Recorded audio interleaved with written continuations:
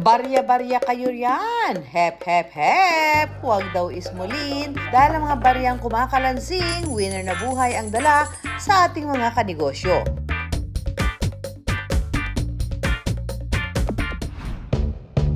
Nakapag-ride na ba ang lahat? Si Ultimate Star Jeneline Mercado astig na astig sakay ng kanyang big bike with her hubby na si Dennis Trillo. Humaharurot din sakay ng motorsiklo si Clea Pineda, Miss Universe Philippines 2023 Michelle Lee at Chika Minute host Iya Villania Arellano.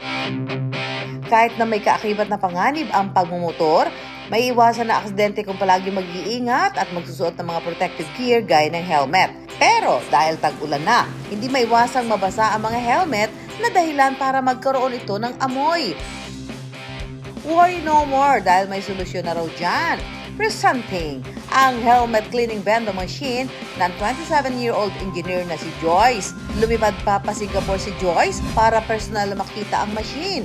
Pinakita sa akin yung machine, kung paano nagwo-work. Maganda talaga siya dito sa Philippines kasi malaking country compare sa kanila, tapos mas marami yung motorcycles dito. Pero walang machine na ganyan. Kumuha si Joyce ng pao ng 10 vending machines at inilagay sa iba't ibang lugar. 50 pesos ang presyo ng bawat palinis. Kung walang 50 peso bill, pwede rin maghulog ng barya basta mabuo ang 50 pesos. Pwede na rin daw ang digital payment. Tumatagal ang isang cycle ng 520 seconds o may kabuo ang 8 minutes and 40 seconds. Mayroon itong 5 cleaning process. Una na rito ang fog sanitizing. Sa pag-sanitizing po, so meron po tayong mist ng disinfectant para ma-disinfect yung helmet mismo. Nasa second cleaning process na tayo, yung UV sanitizing. Meron tayong UV light sa gitna ng machine natin para nakafocus tayo sa pag-clean ng interior ng helmet. Nasa third process na po tayo, yung ozone cleansing. Isa po ito sa importanteng process ng machine natin. Nagre-release po ito ng chlorine smell para ma-purify pa po yung interior ng helmet natin. Yung next step po natin is yung high heat drying para ma-blow po yung mist na nirelease kanina sa first step. So fifth stage po ng machine natin is yung pag-release po ng fragrance or yung pabango po para mas maging fresh na po yung helmet natin. Milyon daw ang inabot sa puhunan para mabili ang 10 machine at maipadala rito sa Pilipinas. Marami na raw ang interesado maging distributor ng kanilang vendo machine. Ngayon po, binibenta namin siya for 265,000. Included po doon yung liquid solution na 20 liters, tapos fragrance niya po. May warranty naman din po kami and after sales support. Ang kita raw ng bawat isang machine nakadepende sa lokasyon nito. Usually po ang average talaga daily 10 helmets. 30K siya per month and then medyo mabilis yung ROI. Maaari pa raw itong mas lumaki depende kung gaano katao sa paglalagyan. Ang kagandahan daw sa pagnenegosyo ng vendo machine, hindi ito kailangang tauhan at bantayan. Parang passive income na din talaga po eh. Kasi once na meron ka nang na-establish na vending machines sa maraming location, mag-wait ka na lang din talaga ng kita. Yung collection na lang po per week, per month, gano'n na lang po. Kung meron po kayong naiisip na idea, umpisahan nyo na. Huwag nyo nang antayin na meron pang ibang taong mag-start din nun. Kasi hindi natin maiiwasan naman na meron din nakaisip nun. Kaso, advantage mo kung ikaw yung mauna eh. Sa iskinitang ito sa Caloocan, hindi pa man sumisikat ang araw, marami nang nakatambay. Ano kayang ganap nila sa buhay? Kanya-kanyang hawak ng cellphone para maki-Wi-Fi?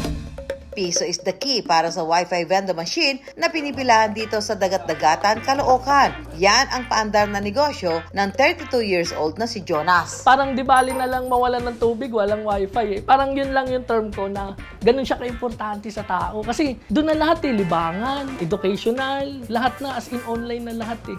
Napaka-importante, mahalin tulad mo siya sa mga necessities mo ngayon para mabuhay, kasama na siya eh.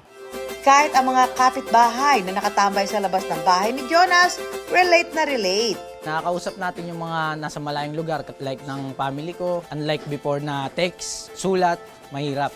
Napakaganda na naisip niya kasi marami siya natutulungan. Kung walang wifi, mahirap eh. Lalaro sila ng ML, 5 sila dyan. Dinadayo talaga nila kasi magkakasama sila eh. Although may mga sarili-sarili silang internet, iba kasi yung experience pag magkakasama sila naglalaro, tabi-tabi sila naglalaro. Hindi kahit ni Jonas ang partner at kapatid niya na bumili ng piso Wi-Fi vending machine. Dahil wala pa siyang perang pangpuhunan noon, natutuhan na rin daw ni Jonas ang pag-repair at pagbuo ng unit. Babayad kami ng labor. Napaisip ako, sabi ko, ba't hindi ko i-try? Hanapan ng ibang solusyon. Tingin ako sa YouTube, sali ako sa mga group, tanong-tanong. Bumili siya ng mga gamit sa pagre-repair sa halagang 1,000 pesos na hiniram niya sa kanyang partner. Nang makita na malaki ang potensyal ng negosyo, sinubukan niyang mag-resell ng piso Wi-Fi vending machine. At nang makaipon si Jonas ng 20,000 pesos, bumuo siya ng 3 units ng piso Wi-Fi para sa kanyang sariling pwesto. Sinuportahan din siya ng kanyang nanay. Mahigit 200 units na raw ng piso Wi-Fi ang nabuo ni Jonas. Nakita ko yung importansya sa ibang tao lalo yung mga nangungupahan. Win-win kami makagagamit siya ng serbisyo ng piso Wi-Fi. Ako kumikita ko. Kaya hanggat maaari, mababa lang po yung halaga ng rates na nilalagay ko. Mababang halaga ko rin binibigay yung unit. Mula sa barya-baryang kita ni Jonas noon, kumikita na rin siya kahit papaano ng 5 digits kada buwan. Dapat marunong ka po mag-distinguish ng mga POI, point of interest. Halimbawa, basketball court, yan, mga tambayan. Magla-live yan sila eh. Kasi lahat naman po parang tubig, kuryente na si Wi-Fi connection eh. Tsaka sa mga liblib, mga remote area, sa mga province, okay yan. Kaya mga umorder din sa akin, Batangas, Bulacan, siniship namin. Sa halagang piso, pwede na magamit ang Wi-Fi sa loob ng 10 minuto. May package rate ring 5 pesos for 2 hours, 10 pesos for 4 hours at 25 pesos naman para sa isang buong araw na paggamit ng Wi-Fi. 9,000 hanggang 12,500 pesos naman ang presyo ng bawat unit ng piso Wi-Fi vending package ni Jonas. Kung magpaparepair, nasa 300 hanggang 1,000 pesos ang labor depende sa sira ng piso Wi-Fi machine. Sa anumang negosyo, importante raw ang mabuting pakikitungo sa tao. Since day one ko nagpuntodo post ako sa Facebook. Ngayon, hindi na ako sila na yung pupunta magpagawa, umorder ng package. Mahalaga rin na maniwala sa sariling kakayahan. Kinaganda po kasi pag may sarili kang business, hawak mo yung oras mo eh. Kung mas sipagin mo, mas kikita ka. Consistent mo lang, tsaka quality over quantity. Babalikan ka niya. Katulad na lang po sa akin, marami na talaga akong suki. Huwag ismulin ang mga barya-barya dahil kung may kasamang sipag at tiyaga, siguradong kita yan.